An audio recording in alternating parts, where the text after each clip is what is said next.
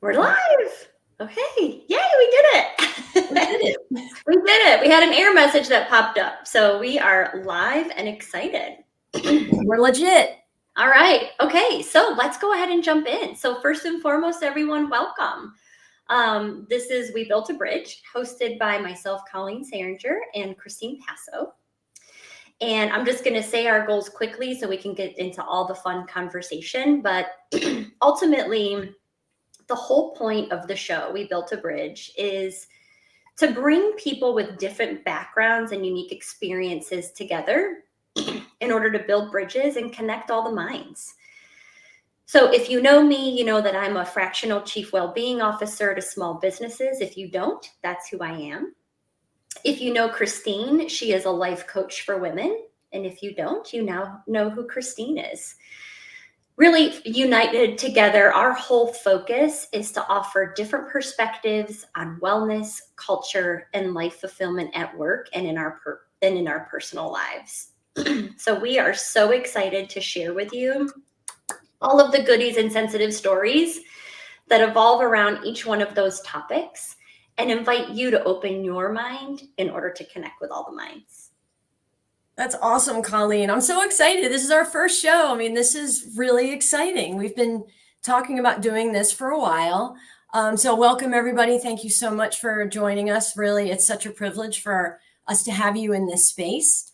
So just to review, today, we'll be sharing personal stories about how we arrived at our current destination, not just professionally, but also in our personal lives. And we're going to be offering valuable tips that you, our listeners, can apply both at work and at home.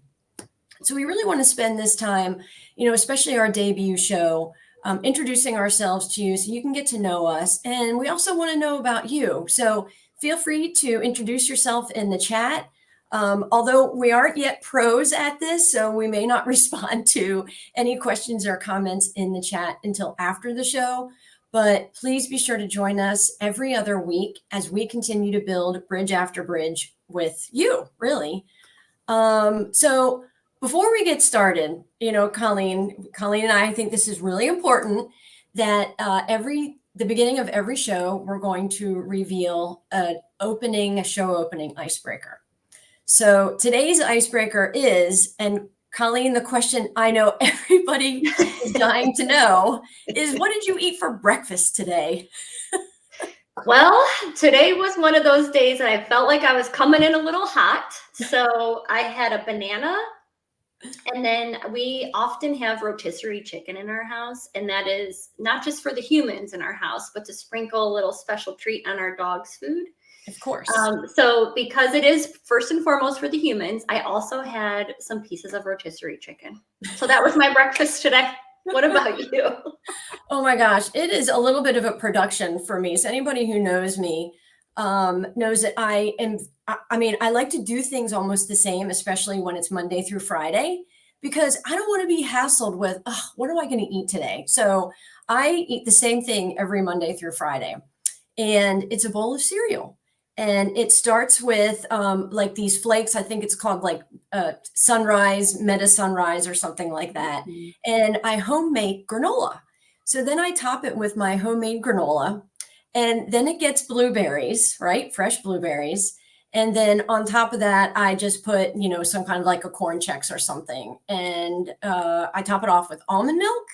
And then what's really important to recognize is as soon as I finish this bowl of cereal, it must follow up with several laps in the backyard with my dogs, because first thing in the morning, I am not prepared for excessive barking and whining. So it's like, let's get this out of the way. I come in, I pour a nice strong cup of coffee, and I'm ready to go. And that's my complicated self story. I love that. I used to be a standard breakfast person too. I used to always be egg whites and vegetables for breakfast. And for whatever reason, I've gotten away from it. And I don't really miss it. I know I'll miss it and then I'll go back. So right now I'm kind of liking the freedom to decide, if you will. There you go. I mean, hey, the world is your oyster. Breakfast can be whatever you want. I mean, I guess you could have oysters, but I don't know. Yes. So let's go ahead and move into today's episode, which is why we decided to build a bridge. Colleen and I connected through a post here on LinkedIn, and I'll tell you more about that later. But honestly, we just seem to get along like peas and carrots. Now, if you're a Forrest Gump fan, you got that. I know, literally, it's like, do those go together? Peas and carrots, but it's so true. I mean, we hadn't even had a call yet, a phone call, a Zoom call, anything. And we just really kind of got each other. So we finally decided to have a call. And it didn't take but just a few minutes on our call together for me to realize that Colleen deserved to be lifted and have a spotlight shined on her. I mean, there was just no two ways about it for me. And the best way to do that for her really was to build a bridge via this show and allow access to the many amazing things that Colleen contributes, not only to a connection, but to an organization who needs desperate help and even what they think is minimal help with their culture and well-being. But this also allows me to give her the mic, right? Like pass the mic to her. And I think that sometimes some of us maybe are a little bit more quiet and we deserve this opportunity. And Colleen is one of those people. So I love that our show invites this opportunity and also provides the opportunity to widen this bridge, right? Widen this bridge with new connections such as yourselves and any other folks that join us and ideas. So it just kind of blossomed from there. And co-hosting a show just felt like the most natural thing that we should be doing. And here we are. Round of applause. And thank you for making me blush. You are literally the kindest human. So thank you so much for that. I really stop. I mean, go on. Okay. So for me, and I have to say, when Christine and I were talking about this, I was so honored and again, like so humbled that was her answer. And so I definitely do not want to dismiss that. I'll answer the question this way. So for me, coming into this year, I knew I was going to have a big life change. I was going to be leaving my job in order to take a chance on myself. And I realized I didn't have the community that I wanted, or it was even just craving behind me. And I just wanted to be surrounded by the most amazing, like-minded people. And so to Christine's comment, the way that as I started becoming more active on LinkedIn, we connected through this article that we're actually going to talk about in our second episode. So we'll tease that at the end. But we connected through this article. And finally, over, weeks and weeks of connecting on each other's posts, LinkedIn posts, your story, your authenticity, what you share on LinkedIn. I mean, I felt like I already knew you. I felt like we already had some relationship. And so when we did finally have the opportunity to meet and you brought this up, to me, there's no better way than, again, going back to the community. That's also like how great work happens there is space for every single one of us. So let's continue to elevate. Let's continue to enrich in everyone. And so when you brought this up to me, it was an immediate yes, because I just want to be surrounded by the most amazing human beings. So thank you for being one of them. Yes. Oh, this is so cool. And honestly, one of the really awesome things about hosting a show like this is the new connections that we hope to invite. And so that they feel part of that community, because I think that in work and in our personal lives, we might not feel like we belong, or we might not feel like we can speak up. We don't feel comfortable in that space. And that's what this show is about, right? It's about, we're going to break down barriers. We're going to be brave, but I don't want us to be considered to be brave. I want what we talk about to be normal and healthy and acceptable, and know that through Colleen and I, at the very least, that you will always have that space. You will always have somebody to reach out to. And that's what we're building here. And so we're so, so grateful for this opportunity. So grateful for you joining us. And hopefully you'll continue to join us every other week too. So it's just such a privilege. Yeah. I couldn't agree more. And so, but something caught my ear that I think will take us, like, it'll help us go nicely into the next question that I wanted to pose. Again, just so everyone can get to know us a little bit better. You talked about bravery, not that it becomes something that we are, but just it's natural, right? So I feel like this transitions into more of you and where you are and how you got to where we are today. And so, could we use that as a way to serve up that second question? I mean, what got you to where you are today? Like, and then how would you describe the work that you do? Oh my gosh. All right, you ready? Pull up a chair. And kick your feet up and put your your hands behind your head. No, I mean, we all have a story to tell, whether we think we do or not. And that's kind of where it started for me, that I used to not think I had a story to tell, and I didn't think anybody cared, right? I just thought that here I was going along living this, and I hate the word normal. And actually, I hate the word hate. So let me reverse that. I'm not fond of the word normal because nobody's normal. We're all different. We're all unique. But I didn't feel unique. But in that, I also knew that I deserved more because I wanted more. I just had no idea where to turn, what to do, what to conceptualize in my mind. It's kind of like that place, maybe like you have these repetitive dreams where you're running and you're running and you're running, but you're going nowhere, right? That's, to give you a visual, that's kind of how I felt. And in that, I felt unworthy. I felt that I didn't really matter at work. I didn't feel that I was making an impact on the people in my life. And, it's really sad. And I felt that way for a long time. And I don't know, there were several things that were going on in my life that were just slowly pointing me in the direction of, not only do you deserve better, but you can be absolutely, positively, utterly fabulous. And I was like, oh, man, that sounds really great. I want to be fabulous. I really do. So what do I have to do? And I just started thinking differently. I stopped settling, Colleen, right? I stopped living my life the way I thought I was supposed to live it, or the way that I thought everybody else was living it. Because how could anybody do that? We're all so different. We all offer something different. So I just started listening to TED Talks that I hadn't before, and reading books, and just having, actually, this was one of the most impactful things I did, which was reach out to new connections because I thought they were amazing. They fascinated me. I wanted to know how they got to where they were. And I just wanted to hear their stories. And little by little, I started to realize that there were some likenesses involved there. And I just didn't want to live the other half of my life feeling like I didn't matter. And I just started turning everything around. And I worked with a coach. I had to, because there was nobody else to call me up or out on the things that I could not see. We get so used to living in this repetitive cycle, or having this self-sabotaging conversation with ourselves. It's almost impossible to dig ourselves out. So worked with a coach, started taking certification courses and learned even more about myself. And that was it. As a light bulb went off, and I was like, I don't want to work in marketing and advertising anymore, even though I'd spent 20 plus years in it.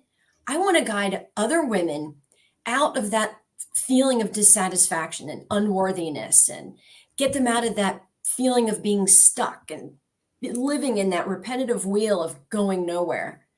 And I just got there. I don't know. I mean, it's really a long story. Like I said, we need to pull up a sofa and, dim the lights and everything. Dim the light. I love it. But that's the work you're doing today, right? It is the work. Yes, that was my long way of saying, sorry about that. No, you're good. That's what I wanted to do. I lived through it. I knew it was possible to come out of it. And so it became extremely important for me to make a career out of it and guide other women, because, the women that come to me, they come to me because they also want more out of life. They feel like they can't dig out of this wheel of negative repetition, and they feel like they have no power behind their voice, and they're not worthy. And so I inspire women to realize how invaluable they are, how strong their voices are, and honestly, how purposeful their existence is. And I wake them up to the parts of themselves that have always been there. We've got these things inside of us, but they're covered up. We protect them because we're afraid to come out of it. It's like, what's on the other side? Well, I'm here to say there's greatness on the other side. And I love walking them down this path. It's so inspiring. That's awesome. I mean, what about you? I Yeah. know you've got to speak to this too. Yeah. So it's interesting as I was listening to you and thinking about how I would answer this question. It's actually, again, when I think about, again, the whole reason that we chose Build a Bridge, so much of what you said really translates over to my story as to how I got to where I am today. Yes, my entire kind of career has been spent in the corporate health and well-being space. So yes, I have 25 years of experience, if you will, right? But if I answer the question that was asked of how did you get here today, I knew at the end of 2022, because I had done executive coaching for my career, I knew at the end of 2022, I was no longer going to be working for the company that I was working for. I had done a lot of work. I had realized there's more to me. I felt like I wasn't thriving the way I needed to be. I used to say I felt like I was losing brain cells because I was no longer being challenged. And I've got a lot of life left. And I want to see true change happen in companies, which I can get to in just a second. But all that to say, I took that bold move earlier this year and said, I am done. I am done of playing small. Why not me? There is a lot of life left. There is a lot out there. And so I took that huge risk, and I am not a risk taker. I might be like finally teetering on being this risk taker, but I am not a risk taker. I am a safe human.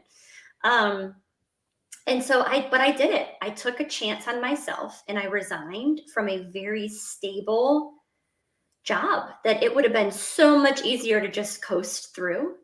But I said, no. The way that this work is being done today, and when I say this work, what I'm saying is well-being inside the context of an organization.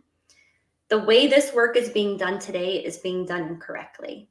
We are approaching it by incentive programs to get people to pay cheaper medical insurance premiums.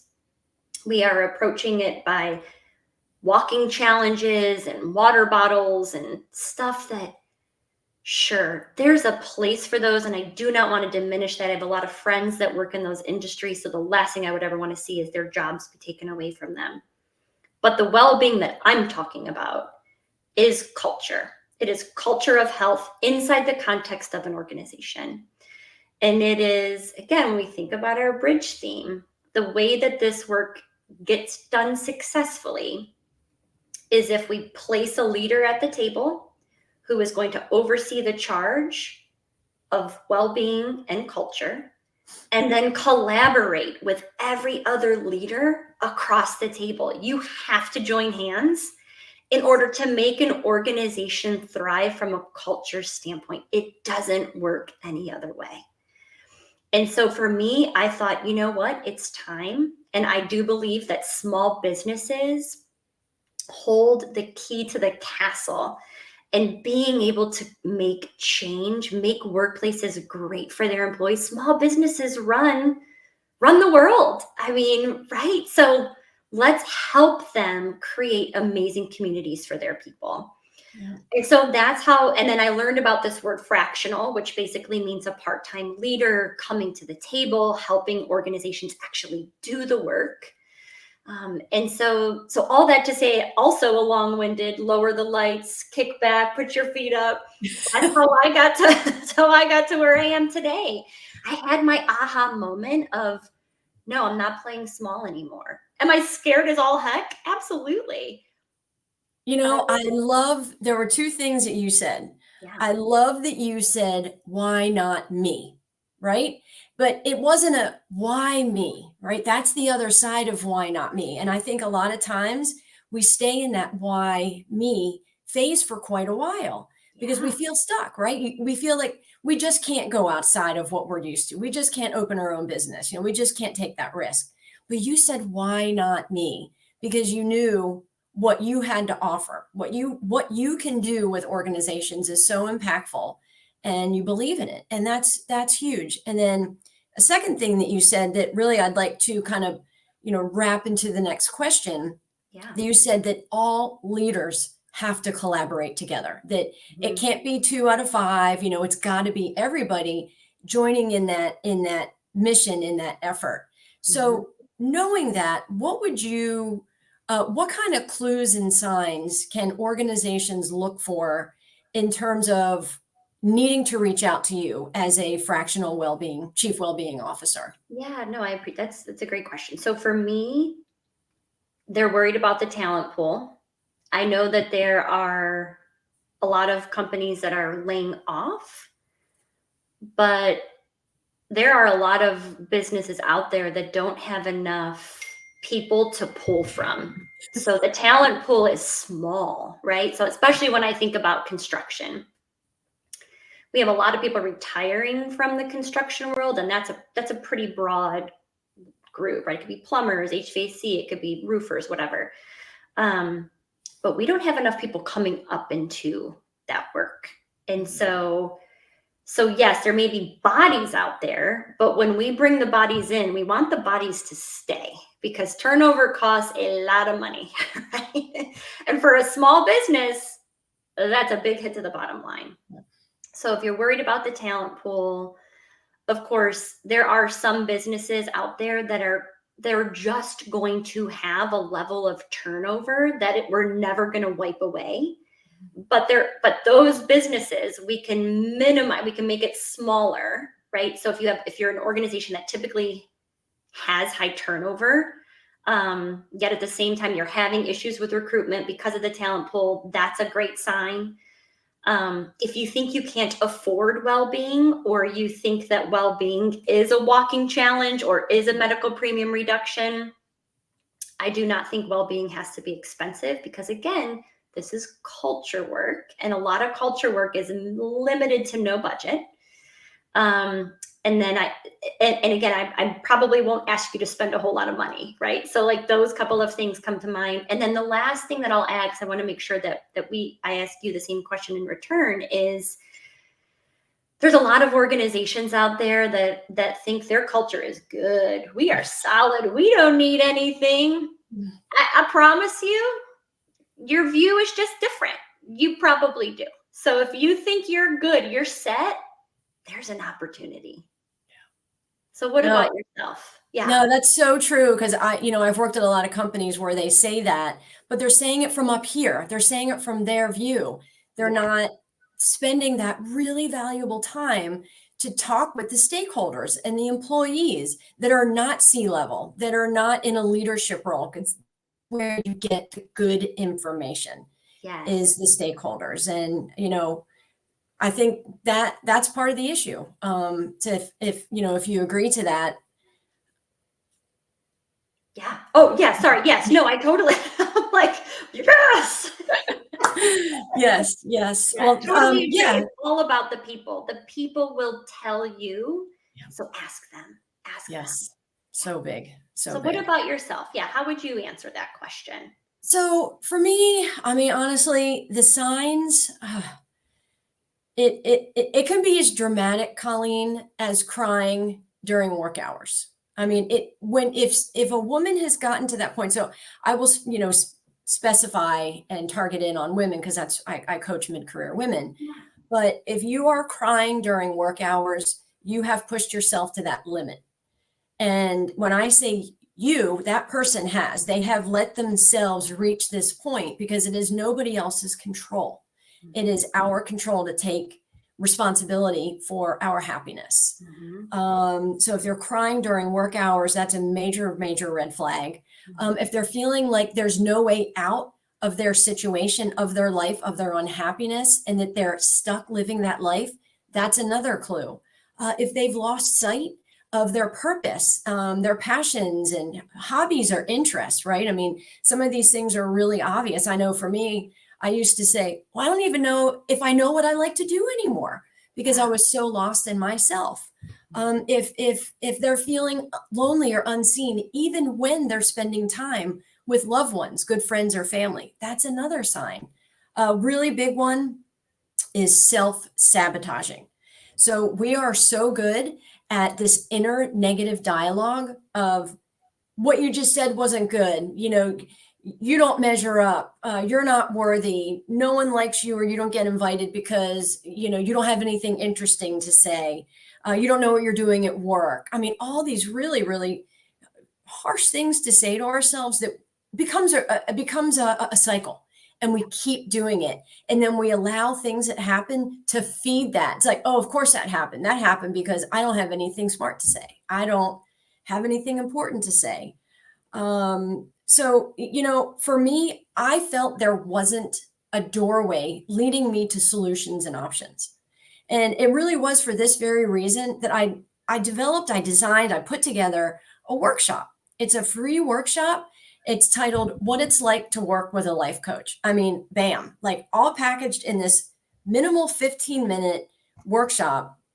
You can just get the link for it. It's not a live thing, because I think, this is a really sensitive subject, right? I mean, if we're not willing to reach out to a coach, we're sure as heck not willing to join a live webinar where our face and our name shows up with 30 other people. So it was really important to me. And this workshop is geared to answer the kinds of questions of what will be expected of women when they work with a life coach, and what kind of questions will they need to answer from themselves, and then the results they can anticipate. So and then there's kind of like a really cool little sneak peek of homework at the end that they could try out for themselves to give them a real idea of what it would be like to work with a coach. So honestly, if anybody has ever thought about working with a coach, this workshop is a no-brainer. It really is. And I am super proud of it. And I just want to provide that doorway, period, for women to access so that they know